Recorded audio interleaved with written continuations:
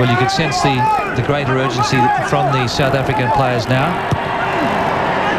Enough of the pussyfooting around. Ibarra couldn't hold on. Great pass from Smith, but the intercepting hands coming through from Manchaka.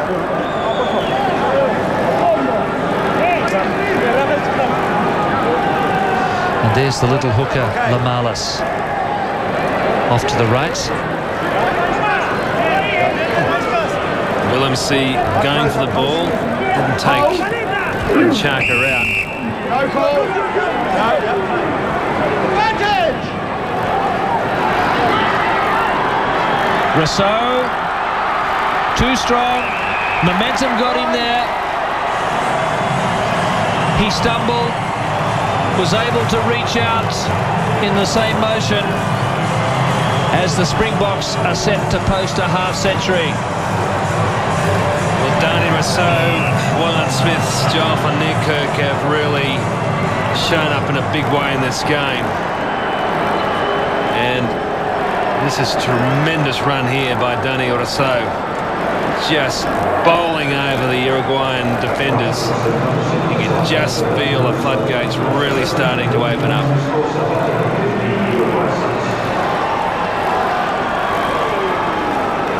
And another drop goal conversion, successful, and 50 up for the Boks.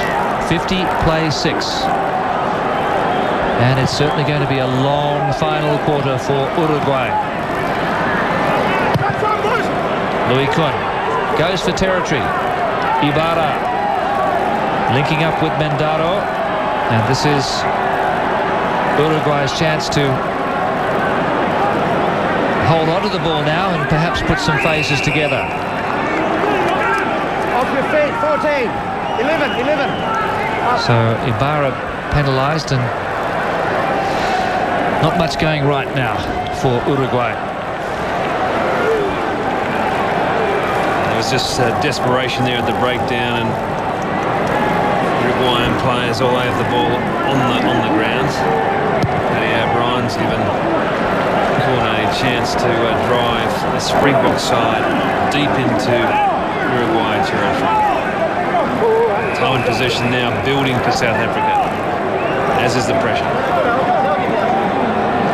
But still a respectable percentage for Uruguay.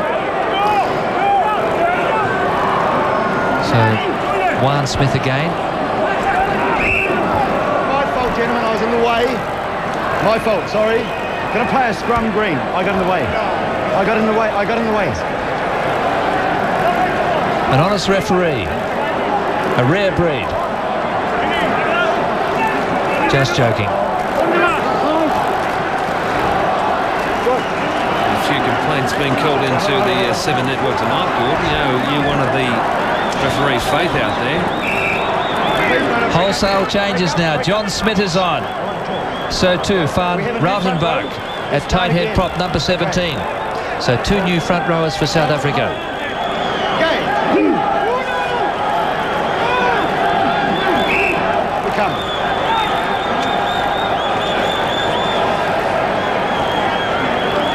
Very moderate attendance at Subiaco for this game, 16,936.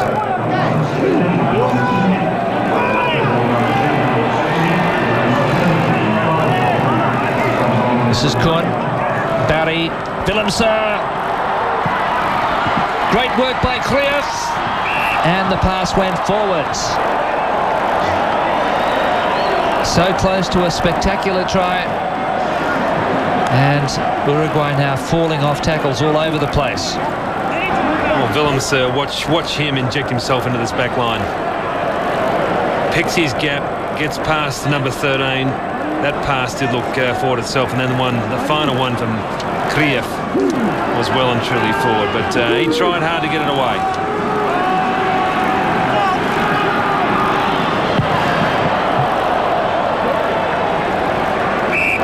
That kick executed under extreme duress. That's Sebastian Aguirre. Managed to scrounge about 6 or 7 metres. Give me a number. Who's going off? Who's going off? Which number? Number 6, blue. So it's been a long, hard road back from injury for John Smith, who made his test debut against the Canadians back in 2000. And he'll now throw into his first line out here. And yet another replacement coming on. It looks like Hernan Ponte. Smith does well, and Smith threw on the burst. It was Smith to Smith. Victor Matfield. Van der Westhuizen gets a hat-trick.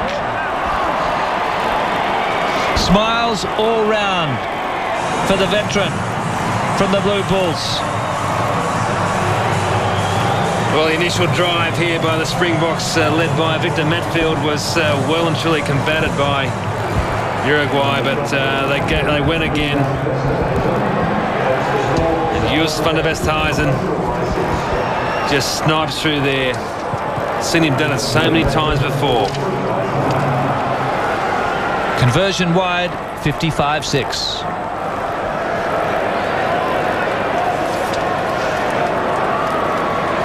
Well, that's the third try in just 4 minutes.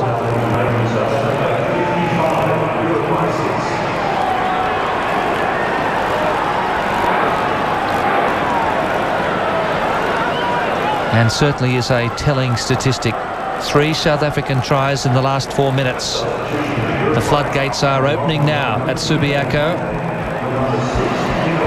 Van der Westhuizen with a hat-trick of tries. And don't be surprised if he nails another. Jacques Fourie. Those players all onside, although they were in front of the kicker. Rousseau's pass now picked up by Smith. They're playing touch football, South Africa. Van Rautenbach on the bottom of this pile-up. Kuhn to Matfield. Willemse couldn't hold on. Well, pressure relieved through a mistake there by Willemse. Goals have taken place as we move into the final quarter.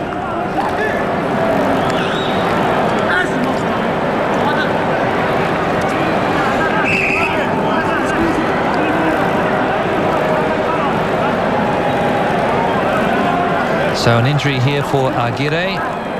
It's 55-6 South Africa.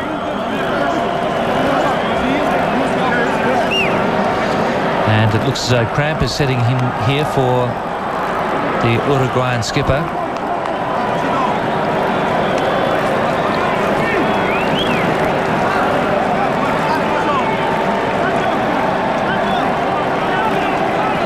Well, there won't be any more tries for the South African skipper. Van der Westhuizen departs the field after his outstanding display with 3 tries. And coming on now is Neil de Kock. He plays with the Stormers in Super 12. And Amarijo is also on at scrum half, number 21. Capo steaming ahead, almost to the 22. Amarijo. The head-geared scrum half now for Uruguay.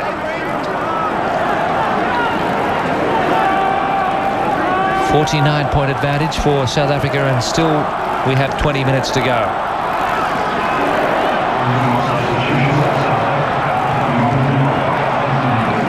Amarijo, Aguirre and Ibarra straight through the breadbasket. Now this is Neil de Kock finding open space. Menchaca. Well, that's classic covering there by Menchaca. He did so well. Where's the cavalry?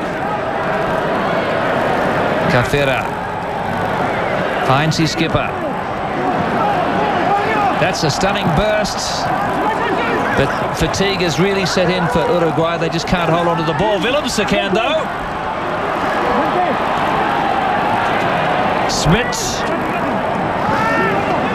Just committing a couple of forwards to the breakdown. They're all keen to run with it here. Menchaca there first. De Vetberry. 5 metre scrum for South Africa. The ball was carried over the goal line by Uruguay. Well, you just look at the players wandering back there from Uruguay. They are just feeling the pinch in a big way now. Big front rower. Moyne, he's had a fine game. He's struggling a bit now. That's Ponte packing down at flanker. Smith.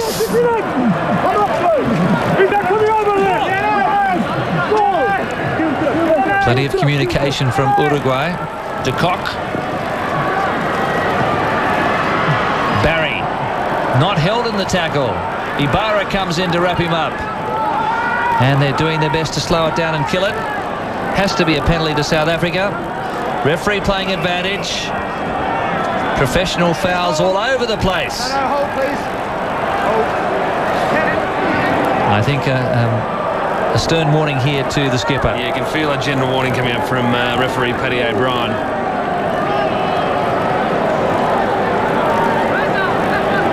Diego Aguirre. And again, this I think is very sensible handling of the situation. Sorry. It's a tackle. They want quick ball. So I need your players to not come in the side or kill or yellow. Okay? Yes, none of it. In the side. Please, you talk. I'll wait, you talk. Wait on. And you're right. That is very good refereeing, Gordon. So the players get the message, and they also get a breather. And Paddy will take no more nonsense from them. John Smith, a pile driver. Neil de Kock.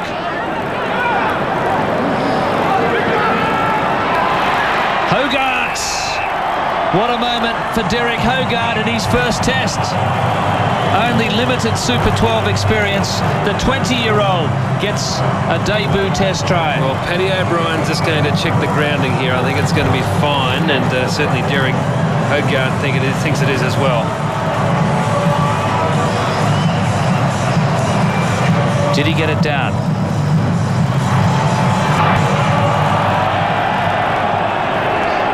Certainly, I'd give it to him. I have to say, he's on got that angle. Pressure there. He still had a good measure of control. He got downward pressure. The ball hasn't been knocked on. Valiant attempt by Juan Menchaca. Simon, it hasn't been knocked forward. He has control as it hits the ground. You'd say downward pressure is okay, and I think he deserves the try. He's still got contact with the ball. That's the worst angle if you're Hogarth. The head-on angle is the best one. It's the most accurate one. But if he keeps going on this replay, you'd say the video ref's not going to give it to him.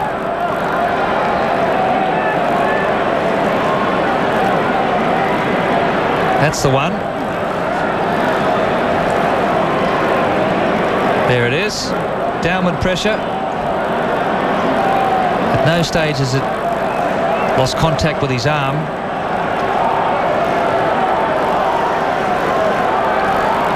Paddy O'Brien and Sanchez sharing the same barber.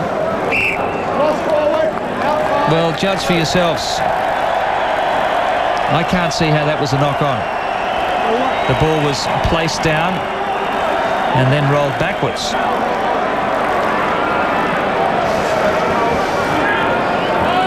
Hogarth is deprived of his test try, and I think that's stiff. No. Kelvin Deeker from New Zealand, the referee, Reset the scrum. who made that decision. It was a close call.